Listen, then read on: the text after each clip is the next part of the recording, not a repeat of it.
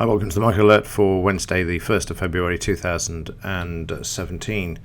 So, yesterday the market opened, we had a buy signal that wasn't filled, and then we had the sell signal there, which you can see in progress at the moment. The market comes down, hits the scalp. We then see the market continue lower. As I said yesterday, the market's got weakness at the moment.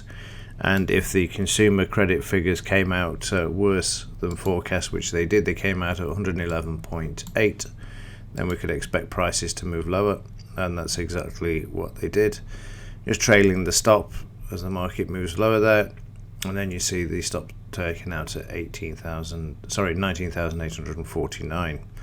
I then sent a note out as Tuesday, as you know, that there was the second trade as well that followed that, and then I sent a note out if you check the times. And what I'm trying to do is fast forward here to show you how I found the support in the market yesterday, which I included in the note. So there we are. Let me just come back a bit here. What I did was draw in a 76% retracement from this low to this high, 19,786. And that's the figure that I put in the email I sent out. Watch out if the market goes to this level. Then, of course, in the evening, the market, or late afternoon, traded sideways. And then the market moved lower. And then you saw the market come back and trade higher. So let's move on to the completed picture, which is here. You can see that the second sell trade there was missing off the reloaded chart. We can then see the market moving back to the upside. And if we look at the daily chart, you'll see the market came down to 19,786.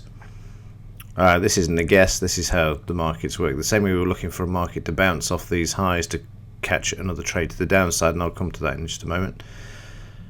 When the market started moving to the downside, we could actually work out where we were going to find support, and that's precisely where we found it after taking out the 9,868 low, which I mentioned in yesterday's market alert, so we can remove that too. So we've got this situation now where the markets move lower. These fibs are no longer useful because we've had a new low in the market, so I'm just going to draw these in just to again measure the momentum back to the upside. So we've got the high down to the low, and should the market move higher, then watch out for 20,000. Again, that 20,000 figure keeps coming up. If the market fails to break the 20,000, then it will reverse and move back to the downside. And if it does, watch out for 20,053, which obviously is the blue psychological line that you will see in the 5-minute chart should the market move this high. News-wise today, we've got a lot going on. From 3 p.m. we start with manufacturing PMI. We've got crude oil inventories, Fed funds rate at 7 p.m. and then the FOMC statement, which, as we looked at yesterday, could be the powder keg for the market to continue lower. So I would expect the market to trade sideways, move around a bit with the two economic news items at 3 and 3:30, and then become fairly quiet as it normally does, waiting for the FOMC.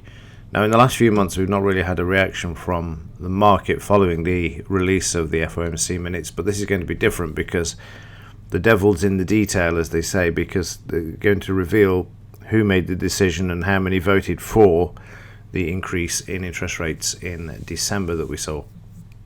So it'll be an interesting one. We should get a bit more movement than normal. And what else have we got? We've got the implied volatility. Just find that's increasing 10.02, which is what you'd expect. You can see that now. So it looks like the low's in place from the 27th of January of 8.15, and as night follows day, when we get these situations of multi-year lows or historic lows in implied volatility, you're going to get a big move in the underlying market. What I'm hoping for is the market will actually rally back. Let me just get rid of all of this. The market will rally back to this point off the FOMC, and that will give you a good resistance, a good area of where the market's likely to struggle, and then you can go back to the short side of the market. So that's really it. There's no other news to report today. It's just basically just a quick overview of where things are. I don't think there's anything to report in the end of day chart either. We can see how the markets pull back here, and this will be exactly the same with regards to there you go, you can see bang on the 76% retracement there for this market. Now that was 19,785, and that's because this chart only shows the 2:30 to 9:15 p.m. Trading session. It doesn't include the overnight, so you get a more accurate picture of where prices are likely to come back. If you were trading for example, the Chicago mini Dow, this would be very useful. This is what you would use. But with spread betting firms, because they have their own algorithms and the prices are not quite the same as we can see, then if you go into trading with spread betting companies, then you've got the spread betting data. You can still see same thing. It came back, but it was 19,786, and this was 19,785. So not too far apart on the actual numbers there. So again, interesting picture developing in the monthly chart as well. You can now see that the whole of January's volume was far greater than December's. Again, you can't read too much into this because December is a fairly quiet month. But what is important here is the narrow range of the January bar compared to the December one and the amount of volume, because if you have an increase in energy, i.e. volume, you would expect that price bar to actually be moving sharply to the upside. So it shows again that, and confirms that the pros were leaving the market. Right, that's it for today. I will report in if I see anything later on. Other than that, as ever, thanks for your support, also watching. See you in the next one.